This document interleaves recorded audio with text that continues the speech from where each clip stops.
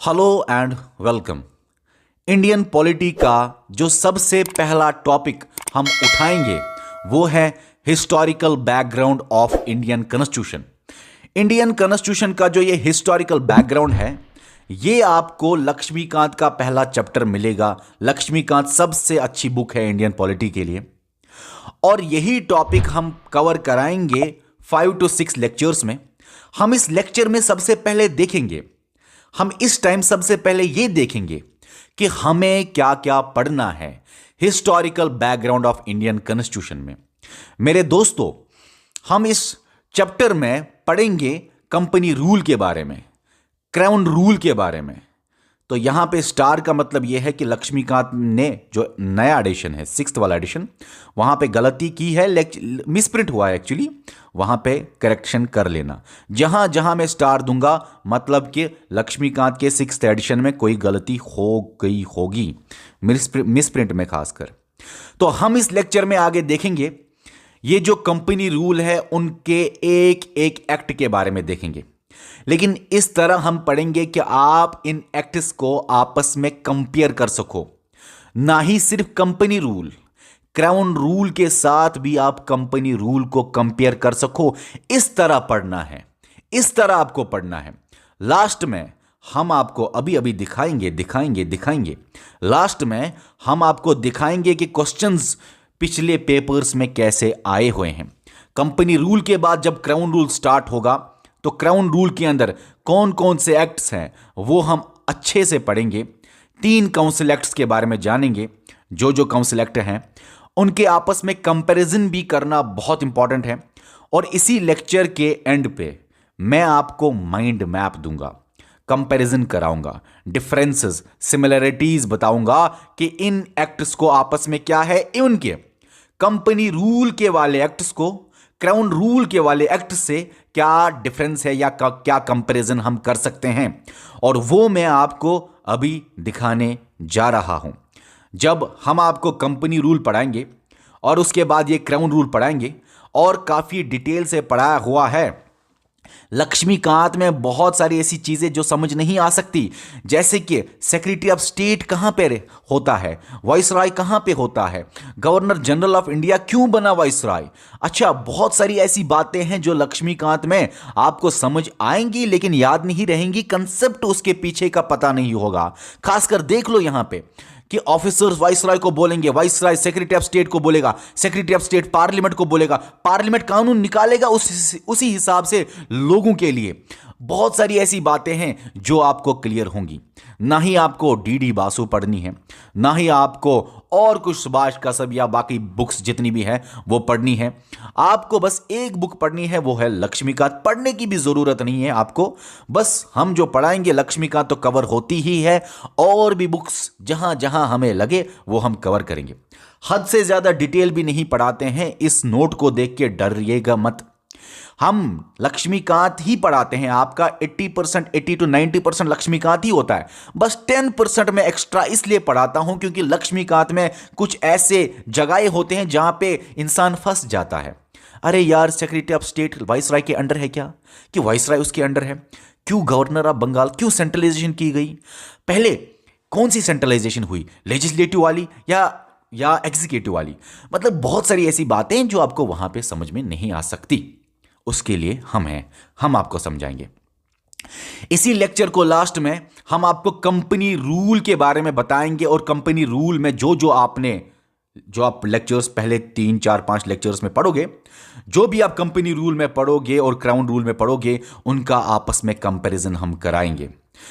Company rule के बारे में देख लीजिए, यहां पे आपके सामने माइंड मैप, माइंड चार्ट, कैसे याद रखोगे, कैसे कंपैरिजन करोगे कंपनी रूल के एक्ट्स को आपस में, इवन के कंपनी रूल को क्राउन रूल के साथ। मेरे दोस्तों देखो डरो मत, ये पूरी एक लक्ष्मीकांत का एक पेज पे नॉलेज है। लक्ष्मीकांत का 80% मान लो, कम से कम एक पेज पे नॉलेज है। वैसे डिटेल्ड तो है ही ऊपर, लेकिन एक पेज पे। और इसी तरह आपको तैयारी करनी है। आपको कोशिश करनी है कि आपकी बुक जो भी रिकमेंडेड है, चाहे आईएएस के लिए या केएस के लिए, अगर वो 100 पेजेस की है तो आपको नोट इस तरह का बनाना है कि आपके हाथ में सिर्फ 10 पेजेस होने चाहिए, आपके हाथ में सिर्फ 5 पेज होने चाहिए, आपके हाथ में 2 ही पेज अगर हो सके तो वो भी बेस्ट है। तो उसके लिए हमेशा चैप्टर के एंड पे माइंड चार्ट या माइंड मैप बनाना चाहिए। आप मेरे दोस्तों, मैं आपको समझाऊंगा एक बात यहां पे। देखो, इनको आप कंपनी रूल को आप कंपेयर कर सकते हो आपस में, इवन की क्राउन रूल के साथ भी कंपेयर कर सकते हो। एग्जाम्पल एग्जाम्पल एग्जाम्पल देखो मेरे दोस्तों, इनमें से मैं कोई भी उठा ही लेता हूं, कोई भी। जैसे यहां पे गवर्नर जनरल ऑफ बंगाल और उसके 4 एग्जीक्यूटिव काउंसिल। देखो, फिर एक गवर्नर जनरल ऑफ बंगाल, फिर 3 एग्जीक्यूटिव काउंसिल, फिर एक governor general of Bengal, 3 executive council इस एक्ट में, लेकिन कमांडर इन चीफ इन्हीं 3 में है। फिर कमांडर इन चीफ इसमें बोला गया, एक second sorry, commander in chief इसमें बोला गया नहीं होगा। फिर आगे चले, फिर 1 से लेके 4th मेंबर आया, वो लॉ मेंबर आया एग्जीक्यूटिव काउंसिल में। आगे चले, 4th मेंबर जो लॉ मेंबर था वो यहां पे परमानेंट हुआ, यहां पे टेम्पररी था। आगे चले, यहां पे फाइनेंस मिनिस्टर एक आता है। आगे चले, पहली बार इंडिया का मेंबर यहां पे आ जाता है, वो 6th मेंबर है एसपी सिन्हा। पहली बार एग्जीक्यूटिव काउंसिल में पहली बार इंडिया का मेंबर आ जाता है। आगे चले, 6 में से 3 इंडियंस आ जाते हैं, 6 में से 3 इंडियंस आ जाते हैं। ऐसे पढ़ते हैं मेरे दोस्तों कंपैरिजन, ऐसे करते हैं आपस में कंपैरिजन। इतना ही नहीं, हर एक लाइन में कुछ ना कुछ है, और हर एक लाइन में ऐसे ही कंपेयर करके आप करोगे। मुझे पता है इस टाइम आप कंफ्यूज होते होंगे, आपने शायद पहली बार ये नाम सुने होंगे। डरिएगा मत। इस नोट को देख के आपको बिल्कुल डरने की, घबराने की जरूरत नहीं मेरे दोस्तों। ये पता नहीं 5, 8, 9, 10 पेजेस का मटेरियल इस पे भरा हुआ है। इवन कि लक्ष्मीकांत के अलावा भी कुछ नॉलेज है, वो भी भरी हुई है। तो इन शॉर्ट, डरने की जरूरत नहीं। आपको लगता होगा बहुत मुश्किल है, मुश्किल कुछ भी नहीं। ये तो लास्ट में आप खुद ही कर सकते हो। आप तो लास्ट में इससे भी शॉर्ट बना सकते हो। बहुत खूबसूरत अंदाज से आपके सामने ये माइंड मैप्स है। कंपनी रूल जो है, आप देखो मेरे दोस्तों, यहां से यहां जाओगे, ब्रिटिश गवर्नमेंट का पावर इंक्रीज होगा, ईस्ट इंडिया कंपनी का पावर डिक्रीज होकर लास्ट में खत्म होगा। पहले सेंट्रलाइजेशन होती है कंपनी रूल में, यहां से यहां जाओगे सेंट्रलाइजेशन होती है। यहां पे देखो एक बात, पहले एग्जीक्यूटिव सेंट्रलाइजेशन होती है, इसको समझने की जरूरत है एग्जीक्यूटिव सेंट्रलाइजेशन क्या होता है। और फिर लास्ट में इसी एक्ट में सेंट्रलाइजेशन होती है लेजिस्लेटिव वाली। इन शॉर्ट, कंपनी रूल में सेंट्रलाइजेशन होती है, और देखो यहां पे डिसेंट्रलाइजेशन होती है। क्राउन रूल में डिसेंट्रलाइजेशन होती है। इतना ही नहीं, हर बात पे आप कुछ ना कुछ करा सकते हो, कुछ ना कुछ बोल सकते हो। कंपेयर करके आपको बहुत बहुत बहुत बहुत इंटरेस्टिंग लगने वाला है मेरे दोस्तों। आप देखो, हर एक बात, कोई भी बात आप उठा लो। डायरकी एट प्रोविंसेस आया, फिर डायरकी एक सेंटर आया, ठीक है ना। यहां पे देखो, सेपरेट इलेक्टोरेट मुस्लिम्स का आया, फिर यहां पे इस एक्ट में सेपरेट इलेक्टोरेट को एक्सटेंड किया गया, फिर आगे एक्सटेंड किया गया। हर एक बात आपस में comparison. By cameralism at centre आया, फिर बाई कैमरलिज्म इन प्रोविंसेस आया। यहां पे देखो, डायरेक्ट पार्शियल इनडायरेक्ट इलेक्शन आया, यहां पे डायरेक्ट इलेक्शन आया मगर लिमिटेड फ्रेंचाइज, यहां पे डायरेक्ट इलेक्शन आया मगर एक्सटेंडेड फ्रेंचाइज, 10% वाली पॉपुलेशन को वोटिंग राइट्स। जो नया बच्चा है डर जाएगा इन बातों से, मुझे पता है, डरने की कोई जरूरत नहीं। एक बार इन नोट्स को पढ़ लो, लास्ट में आपको लगेगा हलवा खा रहे हैं, इतना इजी लगने वाला है। तो इन शॉर्ट इतना ही बताना चाह रहा हूं। अब एक बात तो और भी बताना चाह रहा हूं मैं, डरने की जरूरत नहीं। आराम से जब हम आपको पढ़ाएंगे, लास्ट में ये माइंड मैप, आपको लगेगा कि ये तो बहुत आसान था, ये तो ऐसे लगता है मुश्किल है, ये तो पढ़ लिया हमने सारा। आपस में कंपैरिजन करके याददाश्त बढ़ सकती है, आप याद रख सकते हो चीज़ों को। इवन कि मेरे दोस्तों, आप कंपनी रूल को हर एक लाइन में देखो, सेंट्रलाइजेशन स्टार्ट हुई, इधर सेंट्रलाइजेशन पीक में आई, इधर डिसेंट्रलाइजेशन स्टार्ट हुई, इधर डिसेंट्रलाइजेशन पीक में आई। क्यों आई, कैसे आई, क्या है सेंट्रलाइजेशन, क्या है डिसेंट्रलाइजेशन, हर एक बात को डिस्कस किया जाएगा।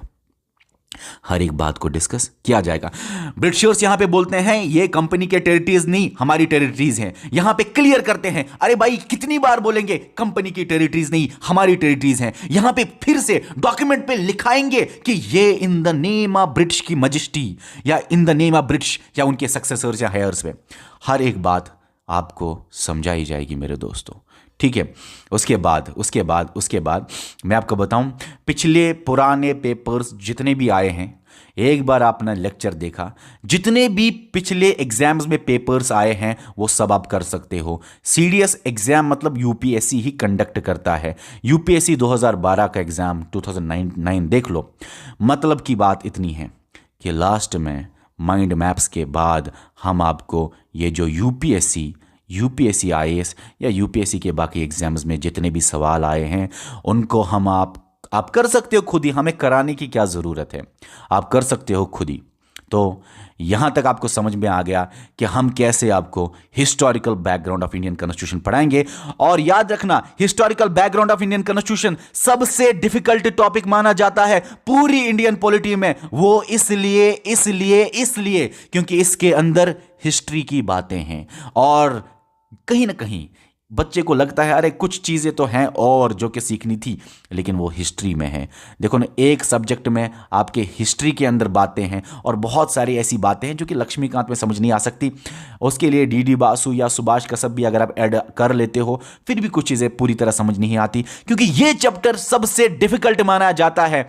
हमेशा टीचर कोशिश करता है कि ये चैप्टर मैं लास्ट में पढ़ाऊं, या प्रियम्बल पहले उठाऊं, या साइलेंट फीचर्स पहले उठाऊं, या आर्टिकल 1 से उठाऊं। लेकिन मैंने सोचा कि क्यों ना ए से लेके जेड तक पढ़ाए, कहीं ऐसा ना हो मैं प्रियम्बल उठाऊं और बच्चे मुझे फिर कमेंट करें, बोले कि सर सबसे डिफिकल्ट टॉपिक तो छोड़ दिया, लक्ष्मीकांत का सबसे पहला चैप्टर तो ये है। सही है, पहले प्रियम्बल पढ़ना या बाकी चीजें पढ़ना, लेकिन मैं खुद चाहता हूं ए से जेड तक हम आपको पढ़ाए।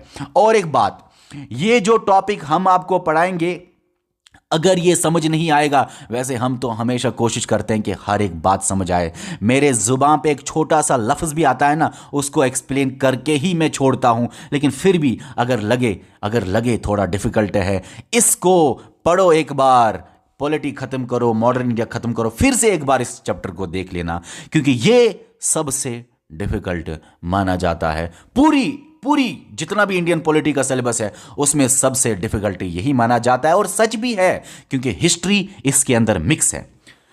तो चलिए दोस्तों, अब हम नेक्स्ट टॉपिक को स्टार्ट करेंगे। मिलते हैं आपके साथ next historical background of Indian constitution के लेक्चर नंबर 1 के साथ। ओके डियर स्टूडेंट्स, ये एक इंट्रोडक्शन था हम कैसे इस चैप्टर को पढ़ाएंगे। ओके, कोई भी सवाल हो, कुछ भी कहना हो तो नीचे कमेंट करो, और साथ में नीचे टेलीग्राम का लिंक होगा डिस्क्रिप्शन में, वहां पे आपको ये पीडीएफ मिलेगी। कोई भी सवाल कहना हो, कुछ भी बात रखनी हो अपनी, नीचे आप कमेंट कीजिए। Okay dear students, bye.